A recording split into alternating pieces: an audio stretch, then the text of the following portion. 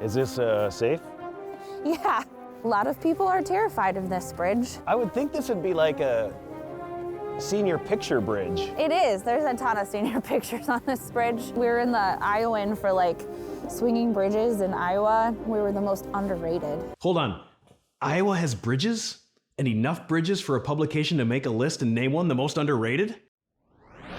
Hey, I'm Cory. I grew up in a small town, but since I was 8, all I ever wanted was to move to a big city and work as a TV news anchor in Minneapolis, Minnesota. Now, I'm 40-something, married with 3 little kids, and all I think about is moving back to a small town. Why? And where? And what do I really know about rural living? I was going to find out.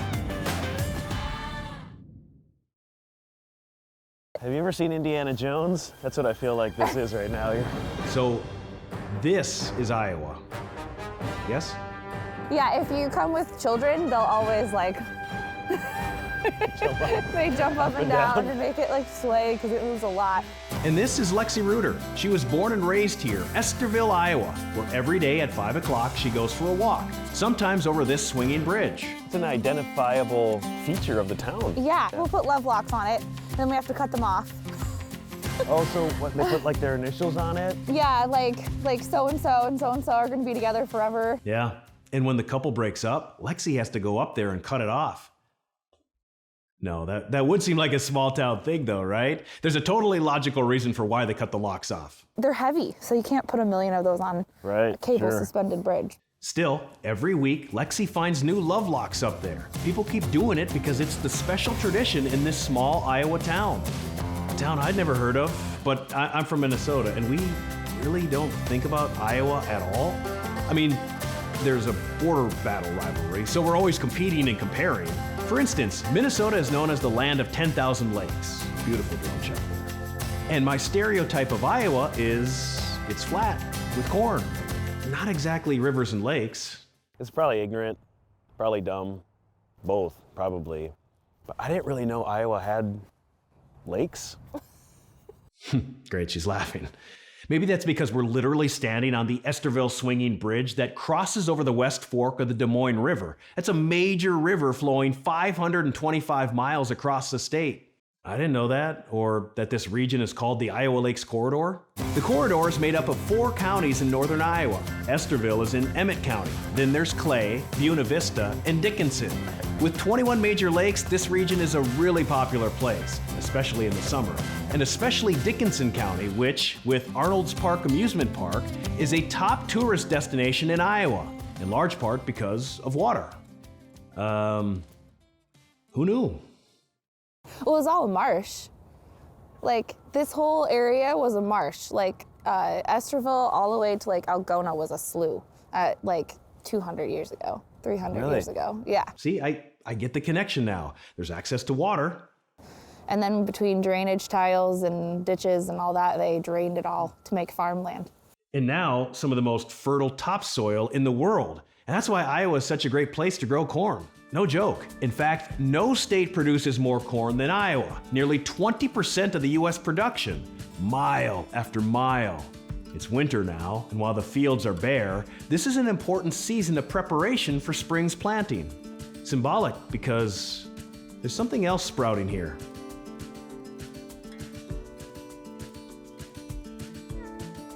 Hey, how's it going? Cory.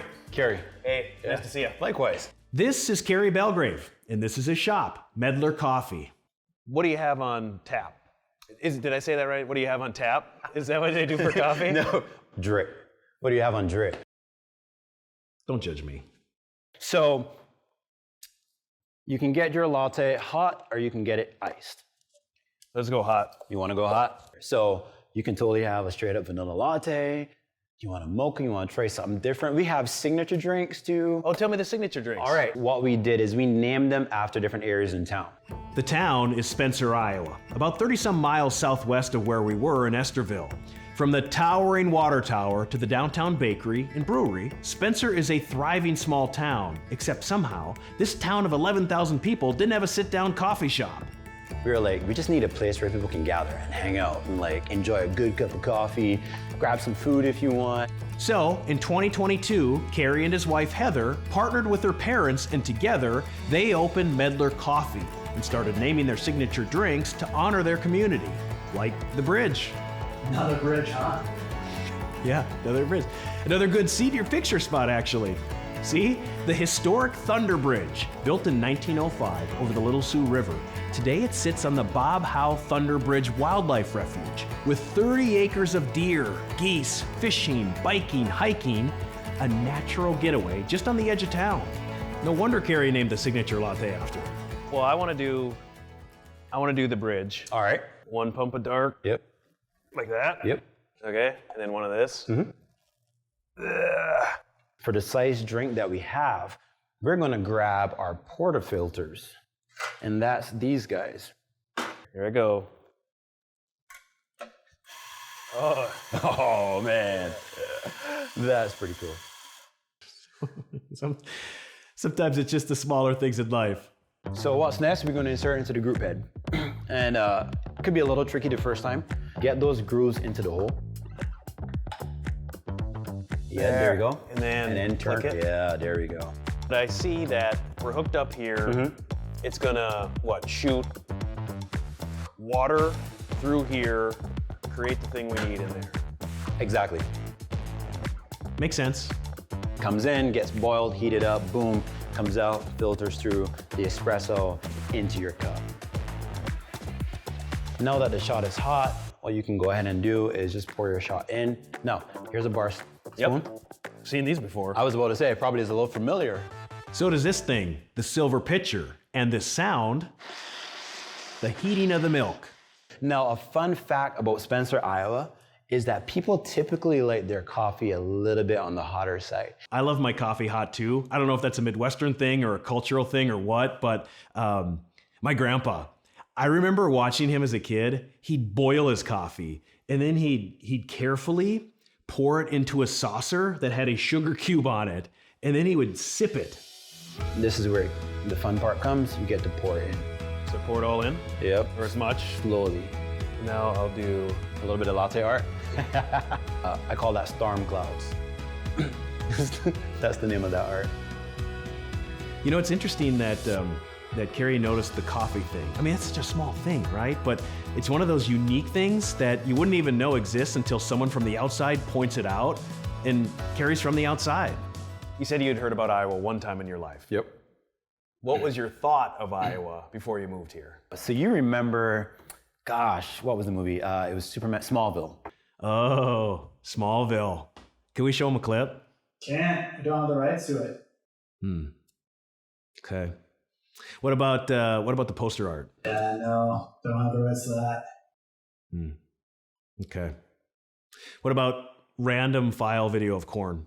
Smallville. It was a TV series about a young Clark Kent learning about his Superman powers, and it was set in a rural small town. So in Smallville, they were in like the country and there's like red barns and random stuff.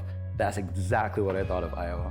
Smallville technically set in Kansas, but still, that's the outside impression of Iowa, that there's nothing here except for corn, country, and red barns. I mean, Cory's stereotype of Iowa was the exact same of mine, and he grew up 3,000 miles away in Barbados.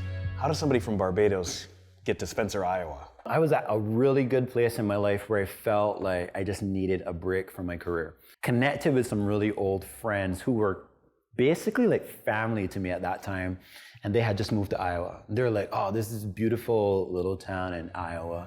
So at 25 years old, without ever stepping foot in Spencer or even Iowa, Cory left his family in Barbados, that tiny little island in the Caribbean, to move to Spencer, Iowa. You're 25. Yep. First year here in Spencer, Iowa. What was that like for you? First of all, I was misinformed because I was not aware that there was winter here. So, you can imagine how that was. It was a shock factor. And that moment, I had this thing where I'm like, do I go home or what do I do? And let's be honest, winter wasn't the only big difference. You're in a completely different place. Yes. And Iowa's, not traditionally known as the most diverse place. True. What was it like for you coming here? Barbadians very loud people. For us, color's everywhere. You know, we dress with color. You know, our cars are bright colored. You know, everywhere is just all about color, color, color. We're loud, so we see our friend across the street, we're waving out, we're shouting. When I came here now, that wasn't so much a thing. I didn't see that as a bad thing. I just noticed up front, that is just who these people are. You know, for you're a little bit more reserved. Sure, a little bit more reserved until you go and get them to the county fair, where it's a big party. Every September, the Clay County Fair brings in over 310,000 visitors to Spencer. It's known as the world's greatest county fair. Rides, bands, tractor pulls, and farm animals, making it the largest agricultural exposition in North America. Don't have that in Barbados. The differences just adds to life. We're expressing things differently to start with, but now I get to appreciate it from a different perspective. I might celebrate this way because culturally this is how we always did it because that's us, but I'm now learning to appreciate yours, whereas like, oh, okay, they do it this way. Man, that's cool. So I always just welcome the diversity in that standpoint. And despite all the differences, Cory himself felt welcomed here. He didn't go home, he stayed, went back to school, got a degree from Iowa Lakes Community College, and then met Heather. They married, started a family, and opened a couple of small businesses downtown, including Medler Coffee. One regular and hot, and one with an extra shot. I dig it. How's the community responded to your small businesses? Man, it's mad love up in here. It not only proves to us that yes, it was needed, but it also means that our people just love supporting each other. And that just makes me super happy every time I think about it. Doesn't happen everywhere. I know. Triple shot. I mean, extra shot. I see it.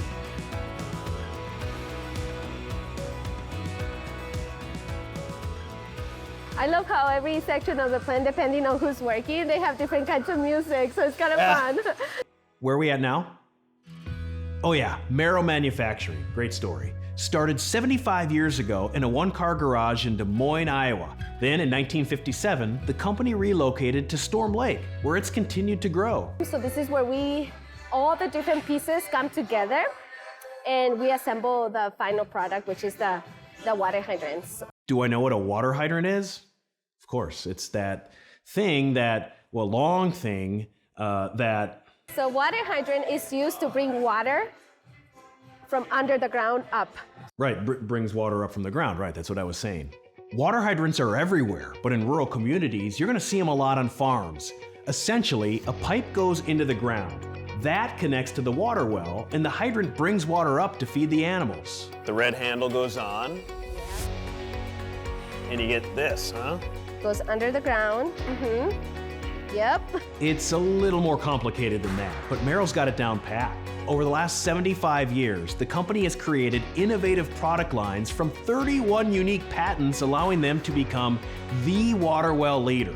Merler has developed different models of hydrants at different lengths because in certain places the ground freezes deep and in others it doesn't. In Iowa, because of the cold temperatures, we have to go deeper under the ground. So as you see over there, see different lengths of pipe? That's what it is. Depends where they're going. And their water hydrants go all over the world. Yet it starts humbly here in Storm Lake, Iowa, at this family-owned and operated business that's grown to about 65 employees across 3 buildings. What did you know about water hydrants before you started here? I knew nothing about water hydrants. I mean, I've seen them. I grew up in a rural community in Mexico. You know, that's kind of how we got our water. She's Ophelia Rumbo, the Human Resources Director at Merler Manufacturing. Why human resources for you? Why Human HR? resources, that's a funny question. In my personality, I find joy just meeting new people, and I find joy having conversations and learning from other people. But I also find joy in being part of something bigger. Big things can come from small places too. And here in this 4-county Iowa Lakes corridor region, they make things for the world, a lot of things. In fact, the manufacturing industry is huge, generating nearly $1 billion in economic output. But the challenge right now is, and this is in any industry, is finding and keeping employees. That's a struggle for businesses all over the place. And They're experiencing it in smaller towns too, which makes Ophelia's HR position extremely important. There's a misconception of human resources. In my role here at Merrill, I feel like I'm more of a support, making sure that our employees are well taken care of. A lot of companies say that, but most don't actually do it. Merrill has, though. More than 20 years ago, the company instituted a unique policy, flexible schedules. At the time, this was totally unheard of, but it showed they valued their employees, giving them the freedom to balance work and life. We have an employee here, Steve. He's going to be celebrating 48 years with the company. 48 years. I wasn't even born. Did you notice how Ophelia called him Steve? Like, just his first name? Very matter of fact, because she knows him. Employees are people here. Morning, Eric. Morning, Ray. People, not numbers. And that's why people want to work here and live here too. You think about Storm Lake and you think about rural, and you don't think that this tiny little company in Storm Lake is actually making products that are going overseas. Each individual member of our company contributes in its own way with its own talents, to do this, which is great. This is absolutely my favorite place to eat, and my family and I, we just spend a lot of time here. Here is El Mexicano. It's a grocery store with products straight from Mexico, and then tucked in the back, an authentic Mexican restaurant. You gotta try those tacos. Yeah. So they have been nominated a minimum of 3 times, like the best tacos in town. But you can go anywhere pretty much and get good Mexican food in Storm Lake. Go anywhere for good Mexican food? In rural Iowa? Storm Lake is in Buena Vista County. That's about 40 miles south of Spencer. It's only about 11,000 people, but it's the most ethnically diverse city in all of Iowa. 32 different languages are spoken in the Storm Lake Community School District, with 42% of students speaking Spanish. Hola. Hola. Queremos ordenar algo. You speak Spanish, don't you? Whatever she's having, I'll have it too. Lo que pedí yo, 2. Why didn't you order in Spanish? This is Ophelia's story. Ophelia's brave. When she was just 15, she left her family in Mexico for the United States to live with her aunt in Storm Lake. Why did you want to leave at 15, leave a country that you only knew, to come to a place that was so foreign? My drive was to, go to school and continue to learn, and no one in my family had ever gone to college. What did your mom and dad say? If you have children, you can imagine, your kids being away from home, and not just to another state or another town, it's just another country. So my mom, I don't think she was super fan of being away from me, but at the same time, she saw that there was a lot of opportunities. She came to the right place. When Ophelia arrived in Storm Lake at 15, she didn't speak any English. She worked hard, found teachers to mentor her, and quickly became fluent. In high school, she was selected to the National Honor Society. Then she went to the local college, graduating from Buena Vista University. So I was almost gonna have you order your food in Spanish, so tell me about your Spanish. Are you serious? I'm a little embarrassed because I took 4 years of Spanish in high school. I even took a year in college. I could speak Spanish, but that amazes me. I mean, you can go back and forth between Spanish and English. How does your brain work like that? How are you able to handle them both? I mean, it took me years. And one thing I know is that my accent, no matter how hard I try to, get rid of it, it's just something that I'm always gonna have. Okay, so can I teach you the Minnesota accent? Yes. Okay, the Minnesota accent. The main thing is gonna have to be the long O's. It's like we have an idea. Oh. It just takes us a little time to get there. So you gotta do long O's. So you gotta go like, oh no. That's easy. Oh no. It's funny when you're around it, you don't really even notice it. But for someone from the outside, I spent some years of my HR career working in agriculture, and again, I just want to sound very local. Yeah. So I would try those phrases that I thought they were super cool, and that would make me look like a local. So I would be like, oh, you betcha. You betcha. oh yeah, we say that too. And my favorite is like, I'll be darned.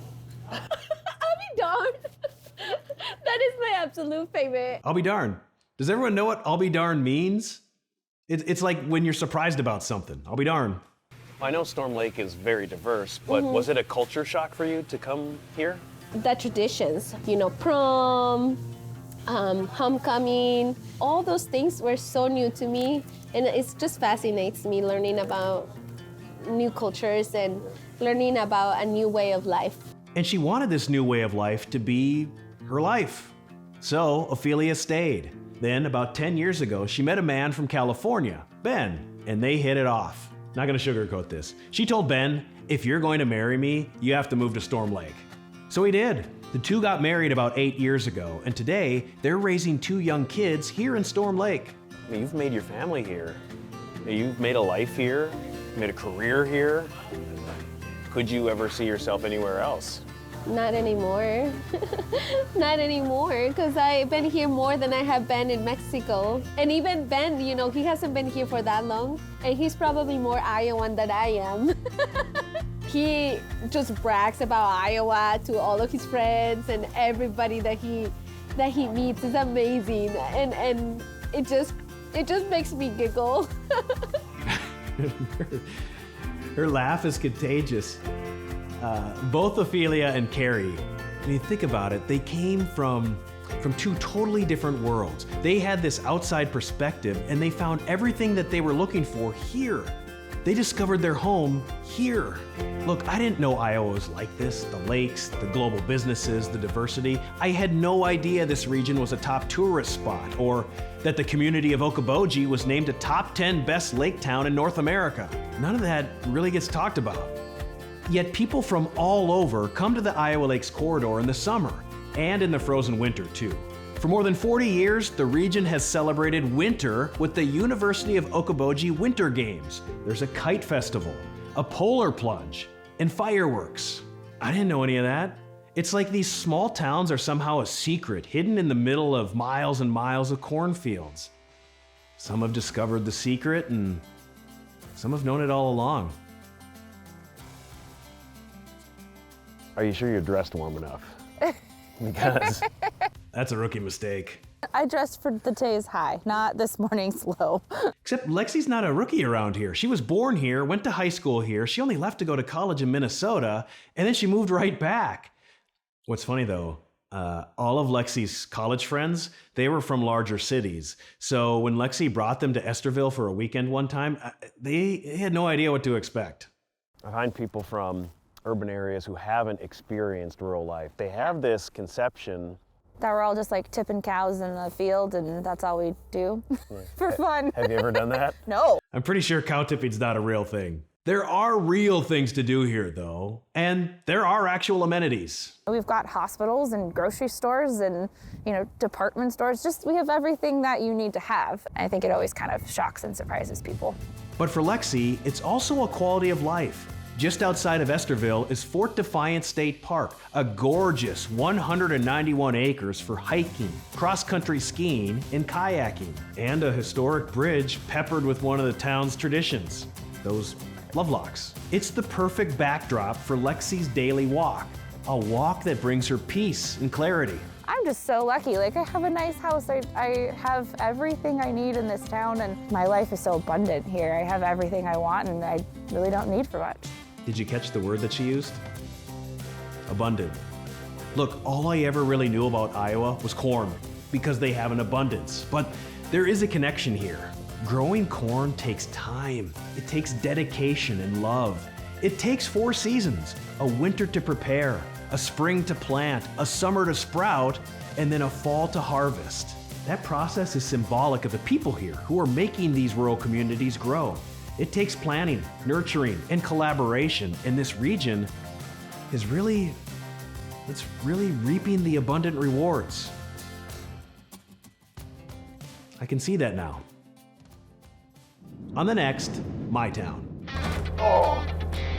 Wilmer, Minnesota.